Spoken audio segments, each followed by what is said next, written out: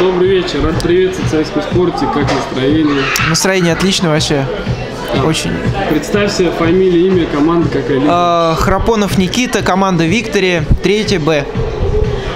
Никит, ты стал лучшим игроком прошедшего тура. Какие эмоции испытываешь? Эмоции положительные. В дебютной игре за новую команду забить 5 мячей, быть полезным команде. Ничего себе, 5 мячей не так часто бывает. А можешь вспомнить, как протекал матч победный? Для нас матч начинался весьма удачно. Мы вначале забили 7 мячей, но в конце первого тайма расслабились, пропустили 4. В начале второго еще 2. И потом все-таки переломили ход игры и выиграли. Расскажи, ты как новый игрок пришел в новую команду. Где до этого играл? До этого играл в команде Вест, тоже Лига 3Б. Перешел в команду более выше классом. Команда, которая ставит перед собой более высокие цели и задачи. Если не секрет, какие цели ставишь перед собой? Подняться в более высокую лигу. Я понял.